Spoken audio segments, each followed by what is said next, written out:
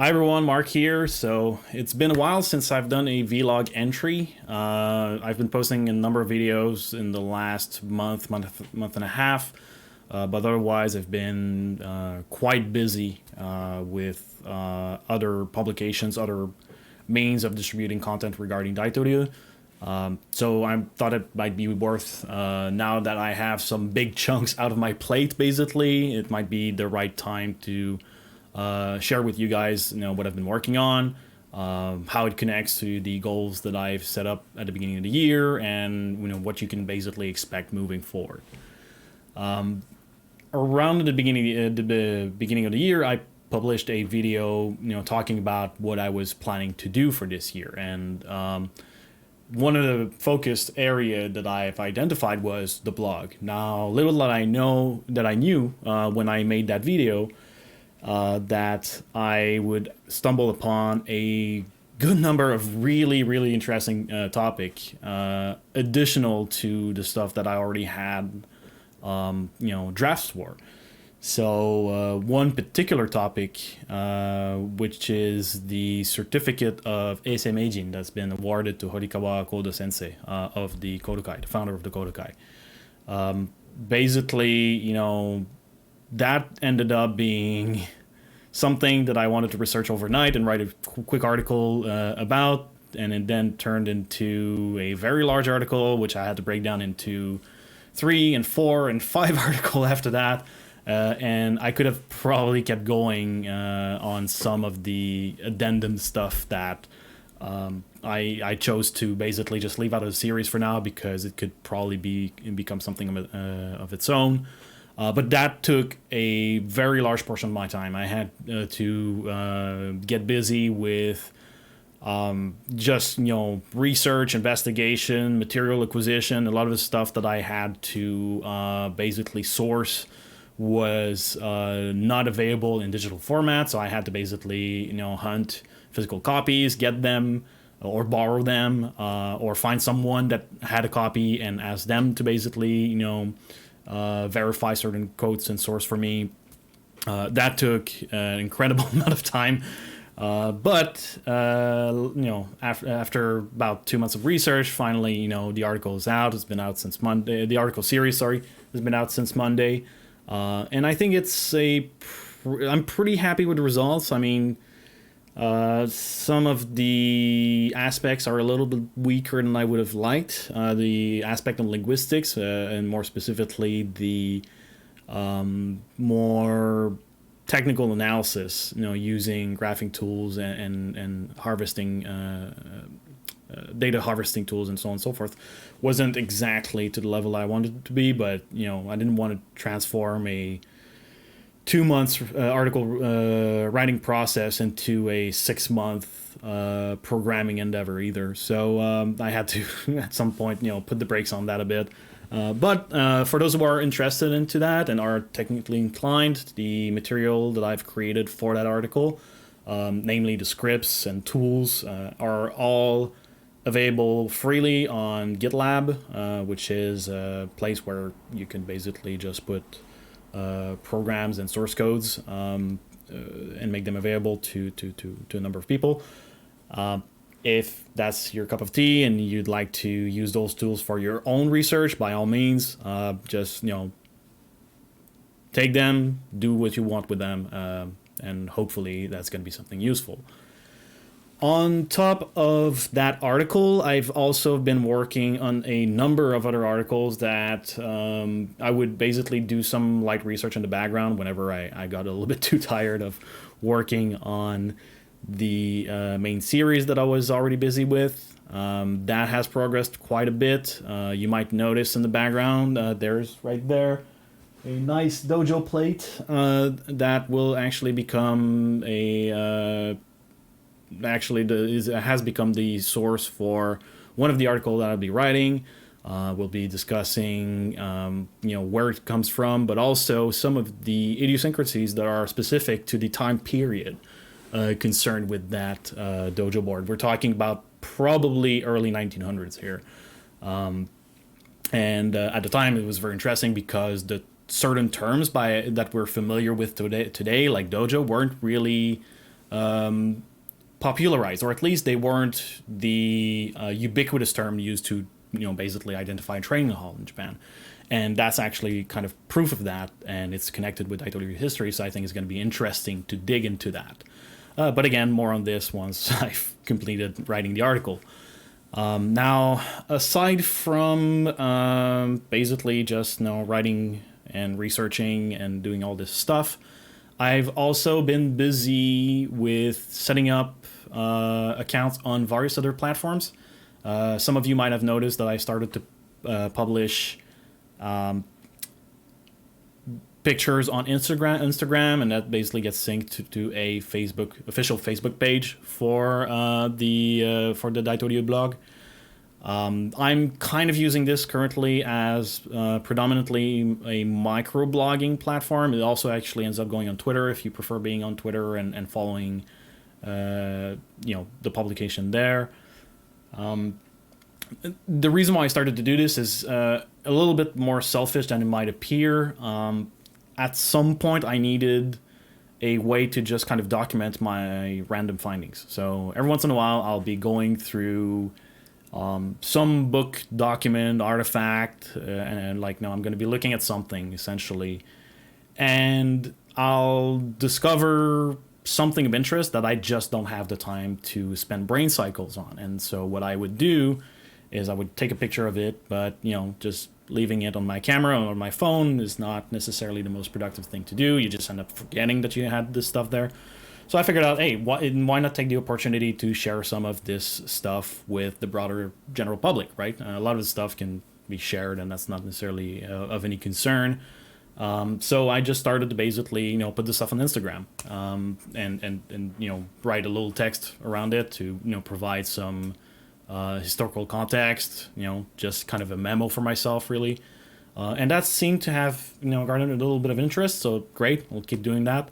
I've also started to publish short videos on, initially, YouTube. I've now started to basically repost them on Instagram. Looking into a way to sync that to TikTok for, whoever it might be easier, if it's easier for you to again access that content on that platform. I mean, just making it available there to make it easy for people to see. The shorts that I've started to publish are essentially just sliced up copies of embu, or demonstrations that have occurred recently.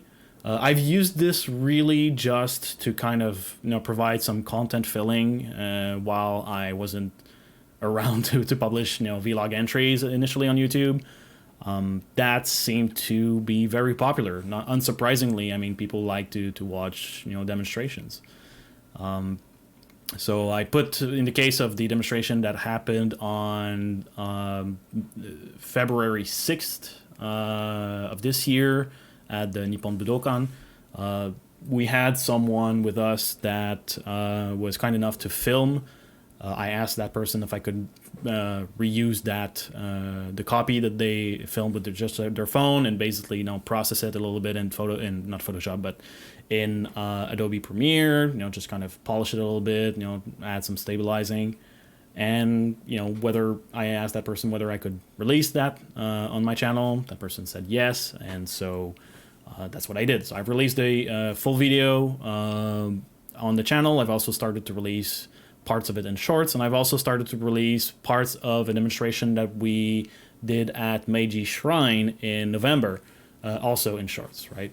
Now, the feedback on that has been rather interesting.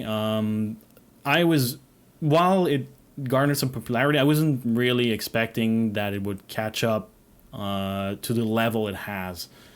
Especially on Instagram, but also on YouTube recently. The videos that I've published maybe a month ago are now starting to really pick up in speed in terms of view count. That's really interesting. If it drives more people to the channel, great. I'm not planning to do too much of that in the future. That was really just because that's what I had readily available. I may publish other types of video in the future, like historical records or short clips like that.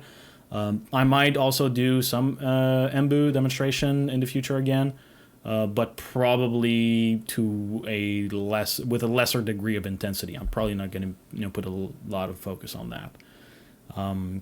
It was interesting to see, again, also unsurprisingly, that a lot of people are eager to put comments that are just basically, laughing in everyone's face, or there's a fair bit of trolling. That's not surprising. Again, like I've said since the beginning of this channel, we're talking about a cultural endeavor, a cultural activity, and people tend to see it from a everything has to be practical, real life, for the street martial arts. And what they're watching is not that, but because they're seeing it through that prism, then obviously it's kind of funny, right? That doesn't really concern me. I mean, you can basically see a reaction video that I'll be adding in the comments here if you're interested in that. But honestly, I'm not too much concerned with the more negative reactions. Interestingly enough, though, I mean, every once in a while I would try to interact with people that would have an initial negative reaction and just talk it out with them, right? Now, again, also what happened there was more or less what I was expecting. 80% of people just essentially remain in their viewpoint mostly, and that's perfectly fine. I mean, it's we can debate and disagree, and that's okay. But there was like a 10-20% of people that I think once I started to interact with them, they went from just pure trolling mode to, oh, I'm getting a response, so now I might actually have to check up my language a bit and speak like a little bit more like an adult. And once it reached that level, for some people, it was possible to actually have a more reasonable conversation and explain things, right?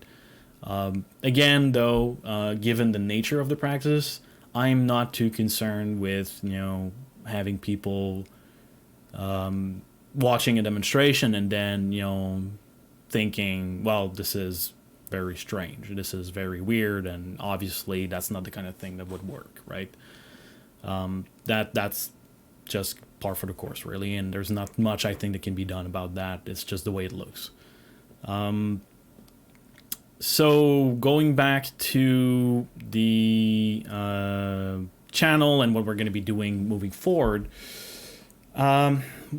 well, all of these little things that I've set up. Oh yes, I've also set up a Facebook set of Facebook groups.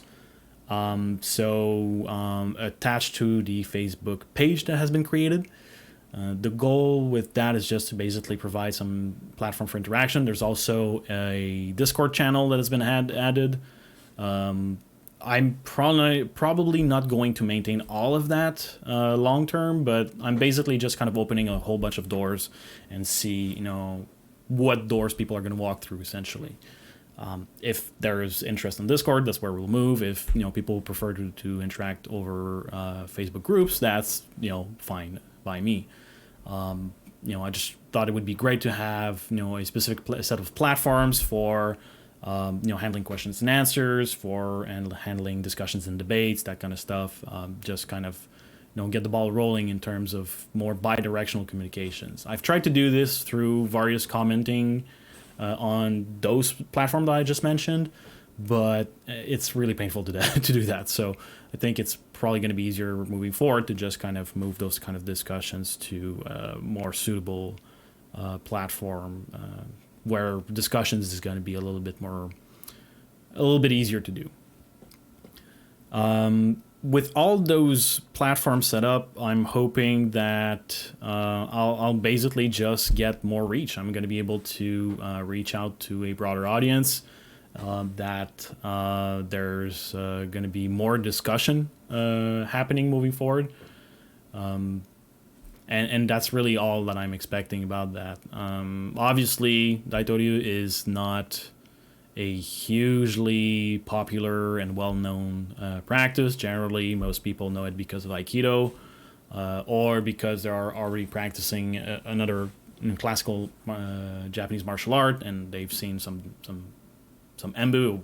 Basically they've participated in demonstrations with Daito-ryu groups. So it's not very well known, but one thing that I am hoping to do is to provide more accurate information, right? And that goes back to some of the goals that I've mentioned at the beginning of the year. There's a lot of substantiated things that are mentioned about Daito-ryu, or just universal truth that I don't think have been really dug into, and may require a little bit of research to gain a better understanding about, right? And I'm hoping to share all of that with people who are practicing Daito-ryu and are considering a practice of Daito-ryu, or are just interested in the practice from a distance, right? Just to make sure that we all can get to a common understanding of what the tradition is, right? Now, one of the feedback, so I've spoken a little bit about the trolling that has been happening, and that trolling is generally more from people coming from more popular martial arts, more well-known martial arts. So obviously it's a very different type of practice. It has a very different focus. But I've also received some negative feedback, more specifically in regards to some of the writings I've been doing, interestingly enough. And maybe it's worth making a clarification here. This is historical research. This isn't trying to, you can read everything that's on the blog, you can watch all the videos that I'm making, and it's not going to make you a better martial artist per se. It's really just going to contextualize and frame your practice. You still need to do the work. You still need to, go to the dojo and do your training. Otherwise, it's just potential that you're accumulating and doing nothing with. And that would be true for any cultural practice. Any, an equivalent would be, watching a whole bunch of, I don't know, BJJ training videos and just letting it sit in your head. It's not going to do anything. It's still educational, but it's not going to be providing tangible value, right? Until you actually go and try it out and study it through motion, right? Through actual training. And it's kind of the same thing, but more from a deep cultural standpoint whenever we're talking about things like Daito-ryu. So I think that's really important to understand, because for some people it seems like the perception is that what is being presented here should be reflecting a deep understanding of core esoteric principles. And by esoteric, I mean principles that are generally not shared publicly. No, that's not what this channel is about. And again, I think I've made that pretty clear. I don't talk about technique. I don't generally talk about esoteric principles unless there's a certain public-facing aspect to it, right? Basically, how people are talking about it, for instance, might be something that I'll be discussing. But the actual principle itself and what it actually means is not something that I'm interested in discussing. And it's since I'm not a licensed instructor anyway, I'm not supposed to be talking about it anyway. So it doesn't really change anything here. But I thought it was an important clarification to make. With that said, conversely, I've also received a bit of pushback, it seems, regarding language skills. So my Japanese, I think I mentioned it in one of the training in Japan videos, the one on language, actually. I'm not a great Japanese speaker. It's one of the reasons why I haven't started to do Japanese content yet, although I am planning to eventually go back and translate a lot of the blog entries, and once I get a little bit better in video format. Also, I'm hoping to do some of the videos and redo them in Japanese. Some friends and acquaintances have asked about subtitles. That might be something I will jump onto in the near future. I just need to see if I can get some help with that, basically. And mostly just because I'm kind of running out of time to do all of this.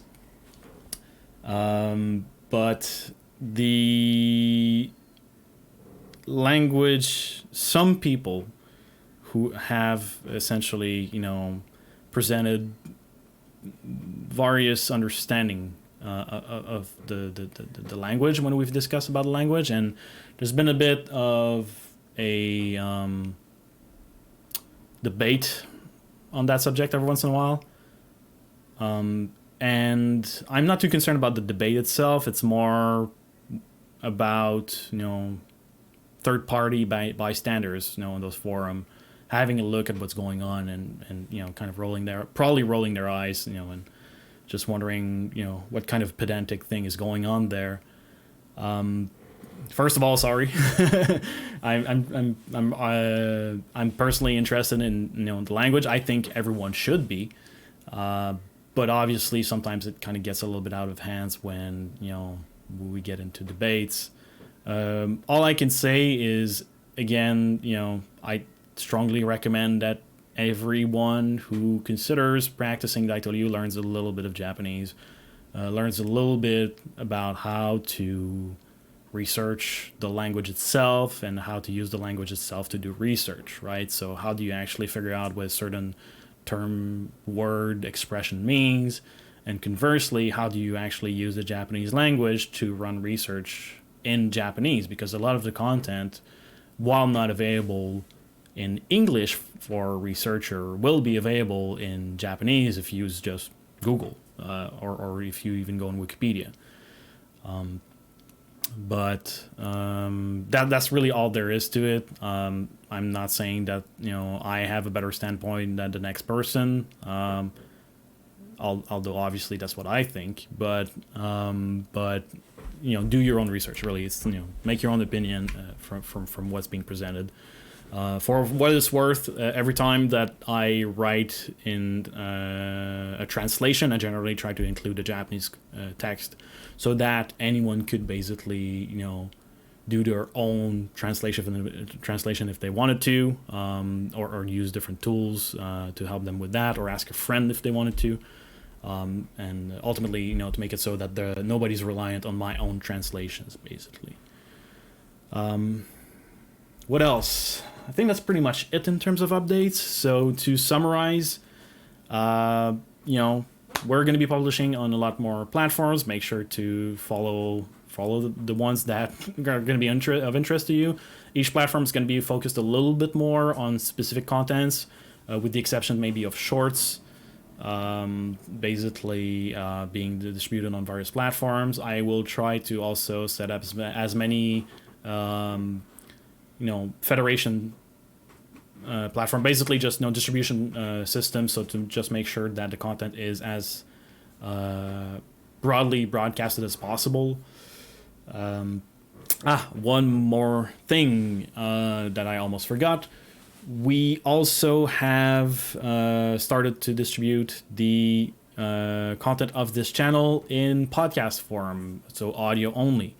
It's now mostly available. We started with the content that started at the beginning of the year. I'm not going to be back posting things just yet.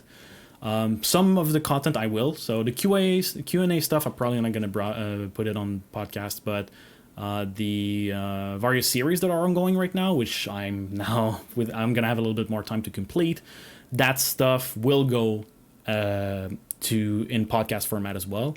Once the series themselves are completed. So I'm basically just going to upload the series in one block upon completion, just to make it so that it's basically presented in a serialized way. I think that's the only thing I was forgetting now. So yes, again, to summarize, the goal for this year again is to focus a little bit more on history, focus a little bit more on substance, content, We will get into topics that will, shake things up a bit. That will probably, bring up some disagreement. I will try to make sure that the content is presented with objectivity. Obviously, whenever there's an opinion that I feel is worth mentioning, I'll mention it, but I'll try to make it clear that this is a personal opinion. But ultimately, if we can at least look at the same data set and assume that we can be, to some degree, all rational people and reasonable people, I think we can basically expect that, we can reach at least some consensus and understanding. And I think it's going to be important to moving forward, because otherwise, well, Daito-ryu can be anything you want, and that's not exactly useful, I think. If you're speaking of a culture, you need to know what the boundaries of that culture and what the nature of that culture is, right? And hopefully, that's something we can do by studying some of the history of it. More content going in that direction, pointed in that direction in the future. That's it for today. If you have any questions, comments, please leave them down in the comment section below. As always, thank you for your time, and I'll see you next time.